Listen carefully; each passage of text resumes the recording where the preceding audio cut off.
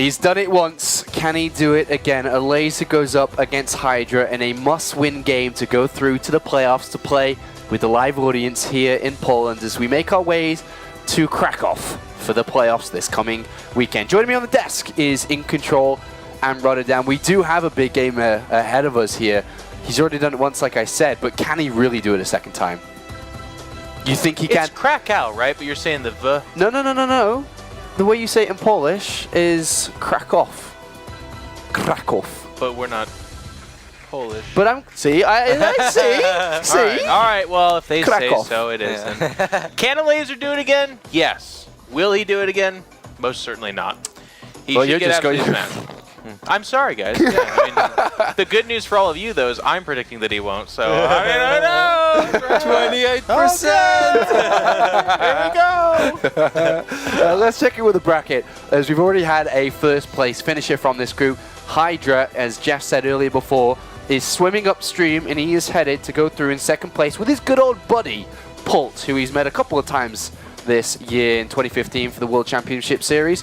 But is he going to get stopped is the question now, Roddy. Well, if he's not, then there is an interesting fact that it can't possibly be Pult against Hydra before the Grand Final. So we could technically have a rematch of the WCS Season 1 Grand Final, but that's very long ways off. Yeah, Hydra is an overwhelming favorite over here. Absolutely. I mean, huge favorite here. Let's talk a little bit about the underdog, though, Elazer, who has now set up on stage.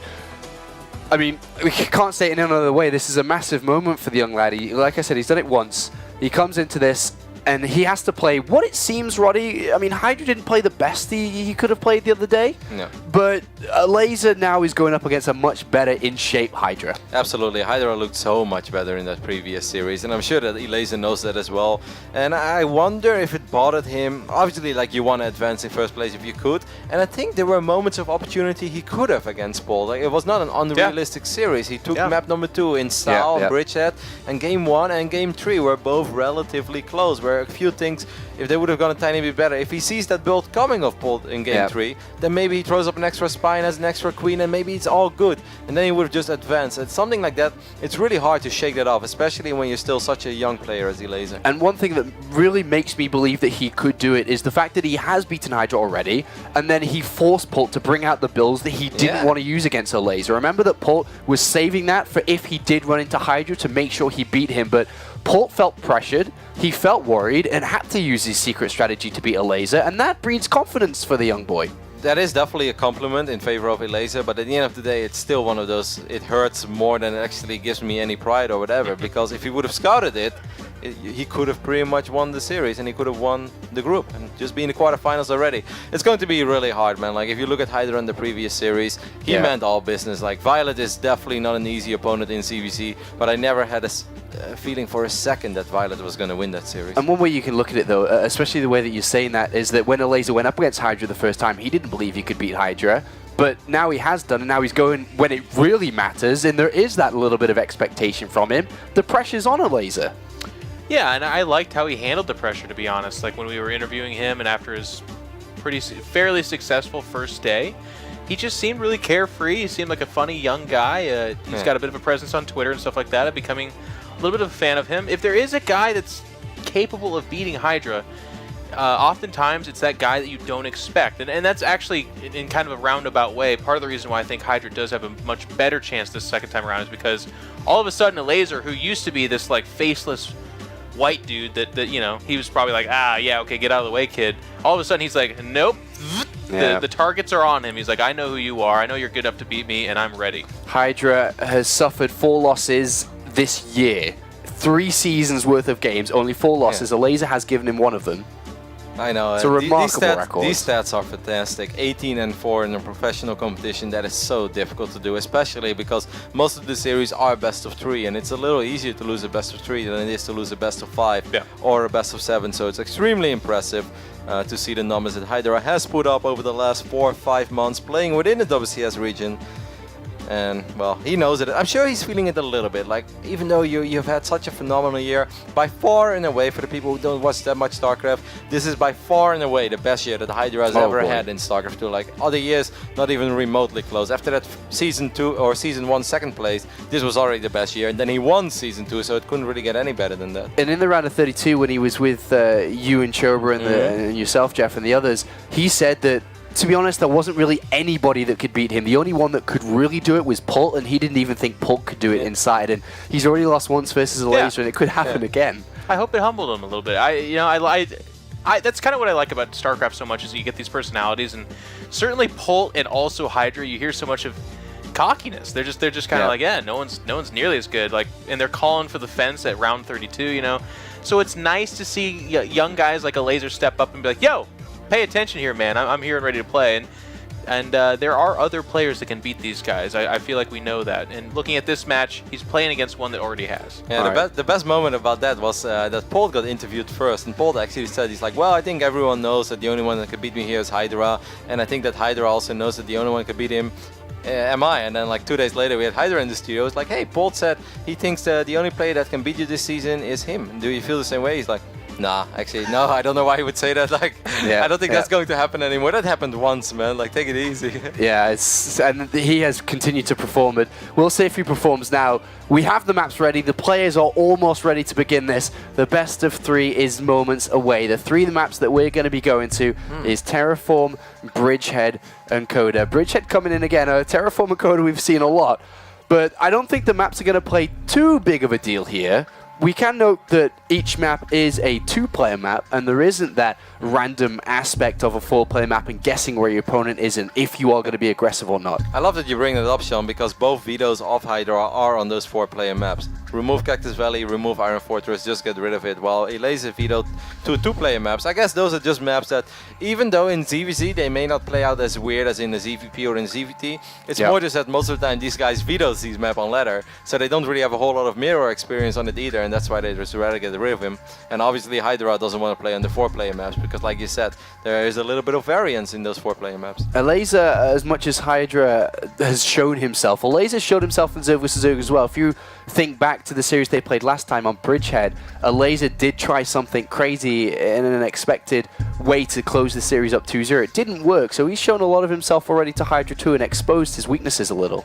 A little bit, but you know, sometimes those weaknesses can be strength too, because now in the back of Hydra's head is, this guy will do something crazy, as opposed to, which it's actually at this stage of the game we don't see nearly as often, but those Zergs that are like, I will hatch first all the time. We don't really get those guys anymore because of the meta of ZVZ right now. All right, let's take a quick look at the predictions for this one, as the guys have selected who they think is going to be able to take this one and move through to the playoffs. And we have a 1 for an Elazer.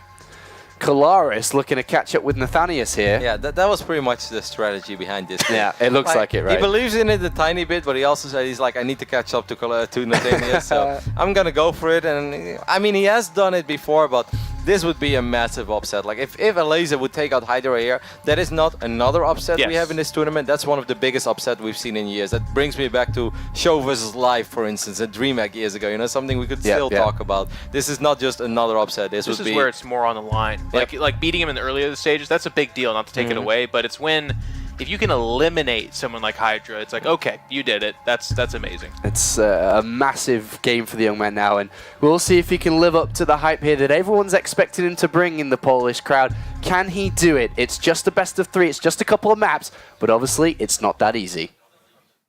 It's time to find out if our young Polish Zerg player can make the ultimate dream a reality. Oh yeah, man. Taking Hydra out twice in one tournament, eliminating him, that would just be absolutely massive. I mean, it was such a story of Elazer throughout this tournament. It was so heartbreaking when he was, you know, knocked out at first in the round of 32, and then he's been given that Cinderella story, that chance to kind of get the second life. He's back here now. He's already showed us he can go toe-to-toe. I gotta agree. Now it's all on the line. It would be literally the biggest upset in StarCraft this year if he was able to do it against this Korean Titan who's had so many top 2 performances in this year of StarCraft 2. Can he be stopped? He is the Blue Zerg in the Northwest. From Root Gaming, he's Hydra.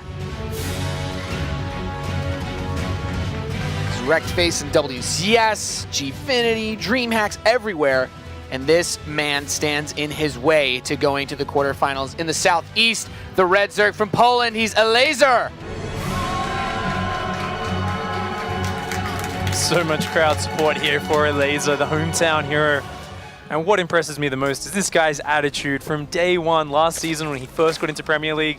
He showed up, everyone was kind of like, oh, you know, we've heard you've been getting pretty good. Do you think you could take a couple sets? And he was like, yeah, I'm going to make it through. Like, I'm going to beat Polt, I'm going to do this. And, you know, he didn't quite make it out of that group, but this season he came back with the exact same brash attitude, and he's showed us some amazing games. He was so close to beating Polt in the winners match of this group and coming out in first place. And he's already showed us with his vetoes. He's just going to get rid of the kind of wonky maps. He wants to play some straight up play here. Yeah, it's really amazing when you consider that of all the players here, you know, that aren't those big champions that we've had, you know, like Polt, like Hydra, and, you know, even to an extent, you know, like we knew Lilbo was going to make it most likely out of his group.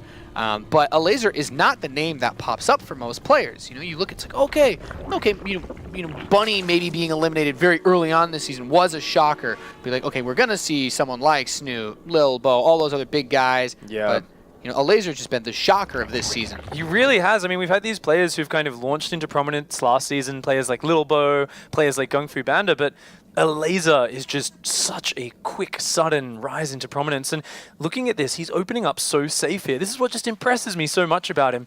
Even in the last series, we saw Violet taking some risks with his openings. Elazer here is basically doing the I don't want to die opening. I just want to get to that mid game, playing very safe, as is Hydra on the other side of the map. The only divergence so far is Elazer dropping this much faster gas. Looks like he wants to probably get an early Zergling speed, get some map control, and start the dominance going in terms of putting the pressure onto Hydra. Yeah, and I wanted to ask now, if he's going to go for this quick Zergling speed, which it looks like he will with the fast gas, do you think it behooves him more to go for the map control to take a third base, or does he want to try to get aggressive against Hydra? I think Elazer has really great range as a player, so the two options is to rush the Mutalisks up behind that or to take the fast third base. And I've seen Elazer do both here. Previously, he did win the game against Hydra by taking the fast Mutalisk route on this exact map. So he might choose that one again. Looks like he wants to deny the scouting, keeping his Zerglings at home. He really wants to block Hydra's vision. Hydra trying to get through, but oh, very nice block with the Zerglings. Elazer denying the vision there. Keep in mind, both of these guys have the fast queen, so no one's been able to scout the other's gas timing just yet. And already Hydra has to feel a little bit of fear. He has to think, what does this mean that he wants to deny my scouting so much? Is he going to do some sort of all-in? So Hydra hiding his Zergling up at the third base, he's going to want to try to get some sort of information soon. Yeah, that's a really important thing to note. Not being able to get the Zergling scout and these build orders giving them such fast queens, you can't really check the main base. And losing an Overlord this early on would hurt quite a bit as the queen starts to push him away, tries to slip that Zergling in. What is Hydra most concerned about when he does this sort of scouting, though? What is he looking for the most, and what is Elazer hoping to see with this Zergling? Oh, well, actually, Hydra's gone for a delayed Zergling speed, even though he went for an almost gasless opening. But he just denied the scouting. So Elazer has no idea that that delayed Zergling speed's coming in, but he's seen 3 queens. He's seen a tumor at the front. So it looks like it's just rushing up to Roach, the same thing Hydra's shown us again and again. But behind this, Elazer is going to have a Zergling speed, and he could pump out a big wave of surprise Zerglings, shut down Elazer's third, maybe do huge damage a bit later on. How about how fast this lair is coming in for Elazer? It's halfway done. The Roach Warren's only just starting for Hydra. Is this that fast Muta play? Is there anything that Hydra can do against this? Oh, that's incredibly fast, and that's actually so damn early. He skipped the Baneling Nest completely. Hydra doesn't even know this is the case right now because that scouting was denied so much, and it looks like he's defaulting to just getting a Roach Warren and Evolution Chamber, but because he's keeping the Zergling speed, Hydra's banking a lot on doing a big wave of damage with Speedlings. He's starting those Speedlings up now, the Link speed's getting close, but because he stopped at such a low drone count, he needs to get damage done with that. Yeah, it's a really interesting scenario. The Roach Warren's finishing up. There's a lot of Lings on the way for Hydra as his Zergling speed completes, and that Spire is starting up. So for Elazer, the biggest focus has to be just surviving until he gets Mutas, right? Oh, absolutely. Elazer, as long as he doesn't see a third base, all he's worried about is surviving. But now the Link speed has kicked in for Hydra, and he's going to push across this map. Elazer caught without many Zerglings out. Yeah, this is actually really tricky. There's not the Spinecrawler done yet, and the Zergling count is simply favoring Hydra at this point. He's forced to retreat. The Queens are going to try to help do this. He's cutting off a bit of the surface area by choking up between these buildings, and the first Queen getting very close to being knocked down. He does manage to pick it off. I guess at this point, though, it's more about the time that he needs to get the Spinecrawler up against the Roaches, right? Yeah, I mean, that was a beautiful defense. He didn't even pull drones off the mineral line. Look at this. Hydra's trying to deny the rocks. He doesn't even seem to realize there's Mutalisks on the way. Elazer's actually going for the rocks now himself. Both players want to knock the rocks down. They're fighting for the right to bring them down. I guess what Elazer wants to do is just cut this point off, because if he breaks these rocks down, then the Roaches can't go straight to his base. This buys him so much more time to get those Mutalisks out. I don't know why Hydra was knocking on those rocks. You're absolutely right, Nate. Every second that goes by, these Mutalisks are getting closer and closer. There's only one Spinecrawler, so this is very much banked up on those Mutalisks holding on. But it's looking fantastic for Elazer. Hydra's on a timer. Sure, he's got a third base behind this, but he's barely got 2 mineral lines saturated. He's got no tech at home. He needs to do crippling damage right now, but Elazer pumping out Zerglings and Mutas is looking to stand strong. Yeah, I mean, at this point, the Mutas are just about to finish up as these Zerglings descend upon the natural expansion. Spinecrawler still going to work. Oh, 9 drone lead for Elazer. Can he defend with his Mutalisks? There's so many Roaches here. Pig getting on top of the drones, picking off the first Queen in the back of the mineral line, and forced to run those drones away. Oh, the Roaches getting in, the Speedlings flooding in, looking like they're trying to do critical damage here. Elazer did not have the information to realize this was coming, and he is taking a lot of damage right now. Those Mutas are not cleaning this up very quickly. He needs to keep these drones alive, but the critical damage is happening. Yeah, even though he got the Mutalisks out as the push hit, it was just a little bit too fast for Elazer to handle. 11 drones fall. He's not mining at all right now, just finally able to put those drones back on the mineral line. But this 10 worker deficit, what can these Mutas hope to accomplish, Pig? This is a really odd situation, because keep in mind, we said Hydra needed to do a lot of damage there. At the end of the day, he did only kill 11 drones, and with 11 Mutalisks out, this is absolute air dominance. Hydra's having to dump a huge amount of resources into Spore Crawlers, while Elazer, with these Mutas, he has air dominance right now. He can come in, he can find weak points, and slow down all of these drones saturating this third base. I do really like this, getting on top of that third, getting a bit of worker damage. And we can see from Elazer's perspective, he's just focusing on his micro here, saturating those gases, and trying to snowball off the position he's in, still adding in a Mutalisk here and there too. And he's going to kill the third base. This is a huge pickup. There's a lot of transfuse there. Oh, Hydra dropping the last minute transfuses. If he can save that, that's massive. Oh, and counter-attacking at the same time. Yeah, Elazer blindsided by the counterattack. He does kill that third base, as you mentioned, but there is nothing at home to defend against these Zerglings, which could pick off even more drones. Oh, that's massive damage for Elazer. Oh, you know, losing so many units there. He killed the third base, but taking so many drone losses behind this, he was being a little bit too ambitious, trying to get that damage done while droning at home. The next Queen gets killed too, so no injects, period, for Elazer, really slowing down his production as well. Oh, this is getting very tricky.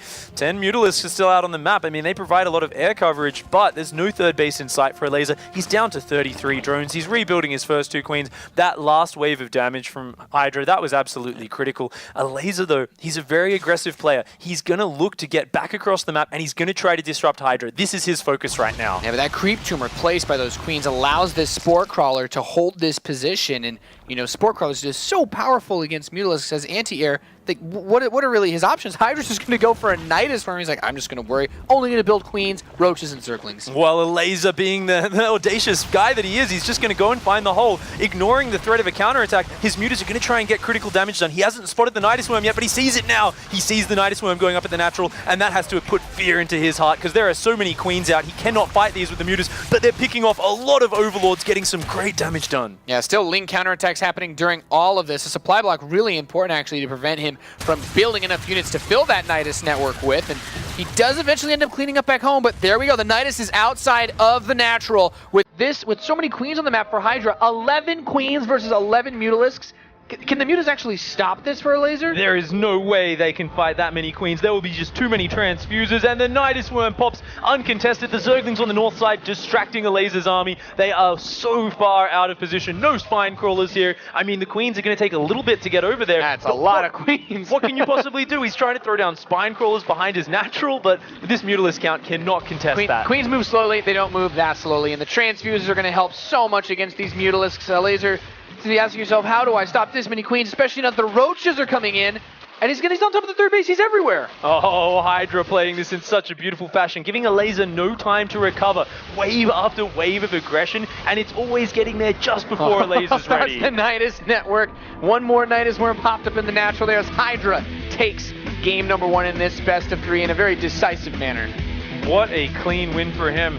That looked a little bit dicey at some points when Elazer was going to get those mutas out, but he didn't quite respect the strength of that attack from Hydra. And Hydra's experience showing he just found that crisp, slight timing window, got in there, and managed to disrupt Elazer and rip his build apart. Yeah, really nice use of the counterattacks of the Zerglings when those mutas hit his base, but a solid start here for Hydra in this best of 3. And we're going to go to a short break as we get ready to go into game number 2, guys.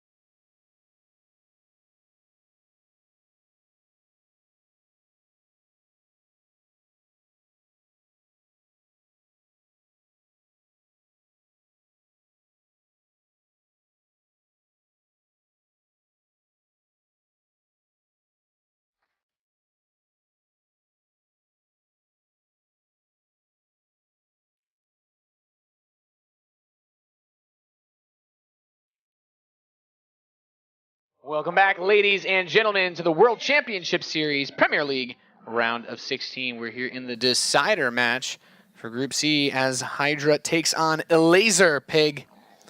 What a intense first match we saw. Elazer, a huge underdog here. He's already upset Hydra once in this tournament.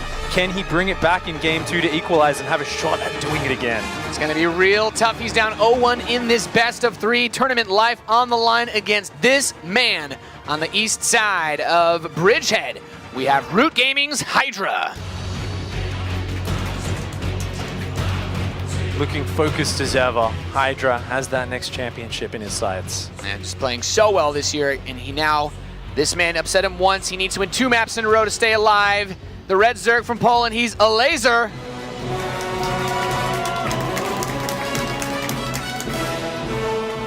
Such a strong player, bringing that confidence here in that last game.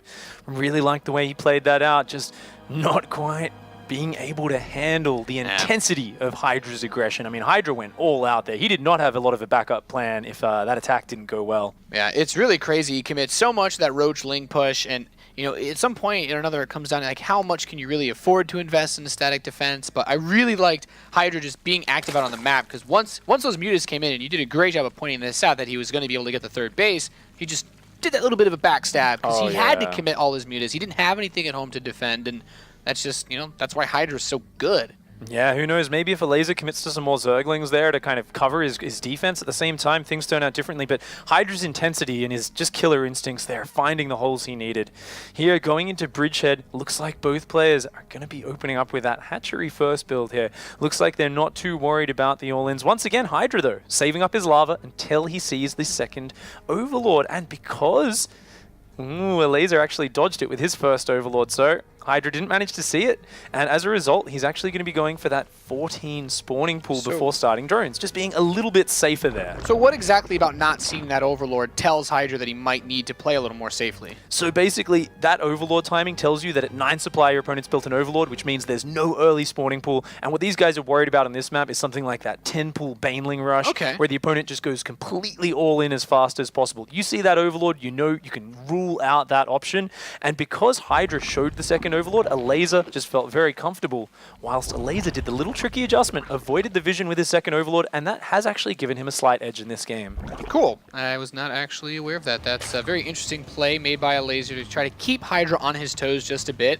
And as we progress through this game, it looks like both players have opened up with gas. Not crazy fast, but lining up reasonably well with their expansions. What about Bridgehead is going to have the biggest impact, in your opinion, for Zerg versus Zerg? Oh, well, we've talked about it a lot before, how the back rocks open up a second attack avenue, and this is something which is very new to StarCraft 2 in this current map pool. Only here on Bridgehead and on Moonlight Madness, a map we don't see very often, is it possible, and that means there's a lot of mid-game roach wars. Normally, doing tunneling claw roach aggression can be a bit hard because your opponent can lock down 1 or 2 attack avenues, defend very well, but here on Bridgehead, your bases are so spread out, you've got this attack avenue in the back path, and we saw in his earlier series against Violet, Hydra just went straight for tunneling claws, straight for burrow, because he wants to get on the map and attack you from every side in that mid game, and that is where he really thrives as a player in Zerg vs. Zerg.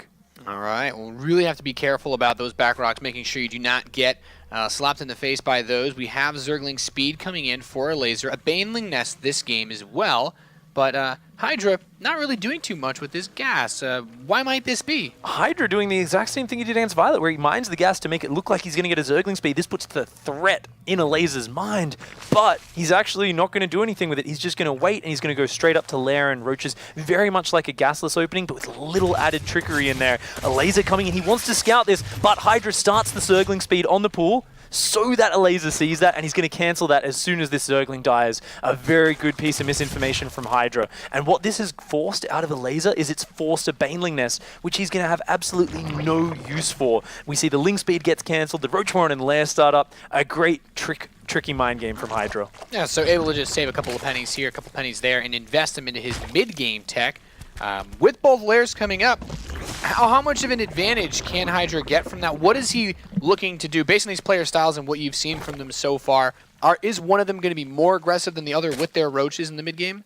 Absolutely. It looks like Hydra is going to be very focused on roach tech, and interestingly, Elazer looking like he really enjoys the playstyle he tried for last game. He's rushing up his lair, he's going to 4 gases, he wants to head towards Mutalisks. And this is one of the most interesting styles because you see the Mutalisks, they've got this whole mobility factor, but roaches are so beefy that they actually need to get over there and start wailing on the roaches well before they get to your base. So Elazer here opening up with a little bit less minerals, teching a little bit harder, but his goal now is to delay this third base. These Zerglings want to slow that down, and if they can delay it long enough, when the mutas come out, there's no spore crawlers, there's not enough creep spread, and look at this great run by from Elazer. Yeah, that's a really good point. You want to delay the third base, prevent the anti-air, but at the same time, be aware of any big roach pushes, because that was what really cemented the last game for Hydra. If he made his push 30 seconds later, and the mutas are already out, and they get to work on the roaches before they arrive at his base, it could be a completely different game.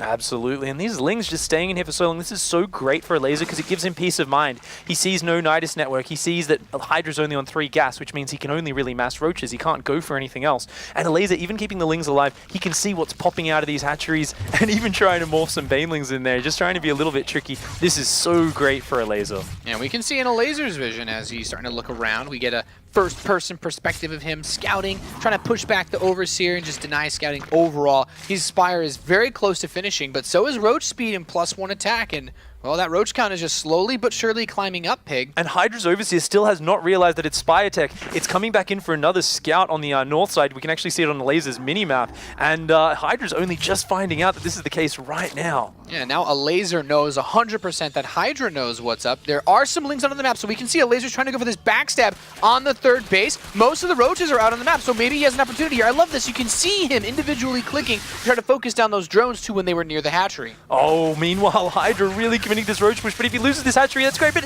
he actually keeps it alive. Elazer not getting that pickup and committing a lot of Zerglings to it. Now his third base is very exposed. We can see these roaches coming in. They're going to be able to snipe that, but it will buy a bit of time for Elazer's mutas to pop, and once they get out, they will be able to shut those roaches down. Yeah, we have 9 Mutalisks finishing very shortly. There is one Spine Crawler inside of the main base. He's just going to run by, actually just crushes the Spine, steps forward, kills the Queen, and now these Mutalisks are doing everything they can to kill these roaches off, but they're fast. They have a lot of hit points, and they're just very annoying, very difficult to deal with, but he sustained substantially less losses compared to the last map, Pig. He's cleaned up all the roaches in his base. He has the mutas out, and this third base, it's still standing, though.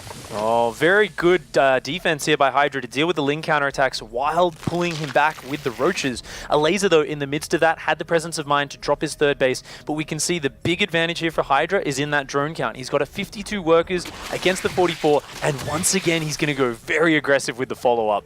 Yeah, that Nidus network, we're seeing a lot of that pressure coming out, and I really like this. We don't get to see it enough, in my opinion, Pig. He has an Overlord in the bottom left corner of the map, so he should be able to throw that network up, despite the fact that there are Mutalisks, which means he won't have that vision denied, and these mutas are going to come out here. There's a lot of roaches, so he's preventing the mutas from being able to harass because, well, he's got to deal with these roaches. Oh, these roaches, they want to spot a good position for the Nidus, and they want to distract while the Nidus goes down. There is an Overlord in the bottom left-hand side of the map, and that's where it goes.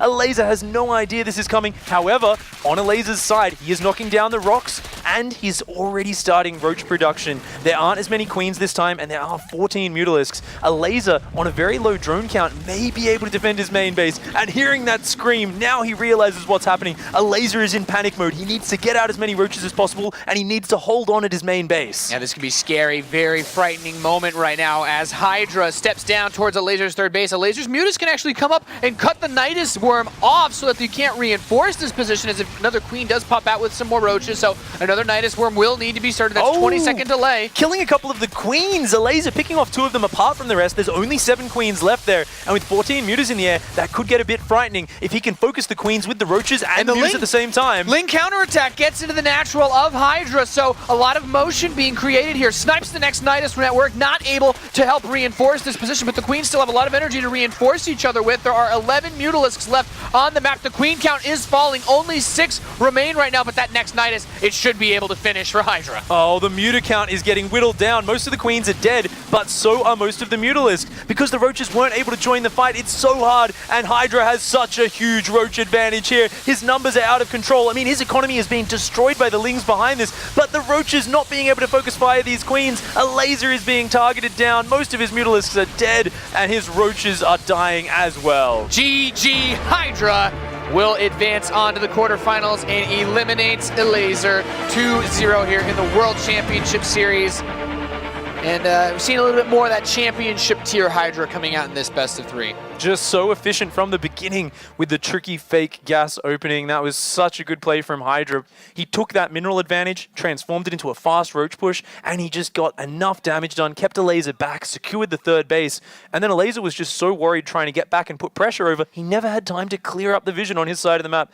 The Nidus Worm just launched in there in that corner, and when you're surprised by a Nidus Worm with Mutalisks, you can't do a lot. Yeah, I really like that he just tucked that Overlord in the very corner. You know, the Mutalisks are obviously going to go everywhere his own Overlords can see, but having that little spot to throw up the Nidus Worm really just sealed the deal, because it's obviously hard to get on the map with just queens. They're so slow, but Hydra just meticulous. And now we're going to get to hear from him over at the analyst desk with the boys. Thank you very much, Nathanias. Thank you very much. Hello there, champ. Hello. Hello. Before we talk about this series, I want to go back to the very first series that you played against Elazer, and I was sitting with Violet in the audience a little bit, and he said that you weren't too happy with yourself the first time you played against Elazer. Can you talk to us a little bit about that? I had no information about Elazer, so I just went safety field, but it didn't work out. So, and yeah, he played well yesterday, and my condition was really bad yesterday as well. So, Were you just tired? I mean, what was wrong with your condition yesterday? Not feeling good to play, or just jet lag. Jet lag? This time jet lag is like strongest jet lag I've ever had. Really? And yeah, the game condition was not good as well because the desk is keep shaking when I play game. Yeah. And I could hear the casting a little bit yeah? in player area. So all problems are so just bad for me, and just that's why I beat all 4 people map because my opponent could hear the sound. So Yeah. yeah. Okay, so you felt better today then going up against Elazer? I mean, you played against Violet too, and you looked really good. Much better performances from you today. Did you feel like that also? Yeah, I think I just left a lot of time yesterday, so Yeah. that worked out. All right, in control, some questions about the games today from Hydra? Yeah, I mean, we talked about your condition being kind of poor, but also, you know, you were one of the guys that gave some pretty bold answers. You thought that nobody could beat you in this season. Do you feel like that opinion's changed a little bit? There's maybe some better players here, or was that a mistake? That was a fluke. I don't think yesterday is my games. Like I wasn't mad yesterday, so yeah, I still have confidence that I'm gonna win this tournament. Good. Yeah. Well, what do you think about the players that you could run into in the playoffs now? You've come through in second place. You got Petraeus, you've got Zanster, and you've got Lilbo. The 3 other first place finishers. What are your thoughts on that? I don't really care, but I think Lilbo is the strongest player in there, so just yeah, I don't care. Okay, all right. Well, thank you very much, Hydra. We'll see you on the weekend. You get to play in Krakow, and we hope that you can do well as you have done in the last 2 seasons. So congratulations, Hydra. Thank you. Let's take a quick look at the bracket then and check in with that as we have now wrapped up and finished Group C, leaving us with 1 group left. We'll go into that very shortly. The 2 champions have gone through. First and second place may not be the way we thought this bracket would play out, but that's the way it has done. Pult first place, Hydra comes in second. A fast group, very fast group. Rodagem joins us back on the desk within control. This group played out very fast today, Roddy. Lots of cool, fast and furious versus Zergs. Yeah, absolutely. I mean, Hydra was all business today, and I think that last series in particular, we've had a lot of great series today. We were watching the games backstage, even when we're not off camera. It's like, man, that game is epic, that game is epic. This was a pretty straightforward series. It just felt like Hydra was in control and just did what he had to do. Both series today, really. Him against Violet, too. Yeah, absolutely. This was the group returning to normalcy, I would say. It got disrupted by Elazer, and that's awesome, and I think he should hold on to that. Let's remember, he's only 17 years old, so to make it into the round of 16, kinda, but then to take a first round against one of the absolute best players is a really cool result for him, and I'm excited for 2016. All right, well, thank you very much, gentlemen. It's time to go to our very, very quick break, and when we come back, Jaedong plays up against Aigers as they fight for advancement in Group D.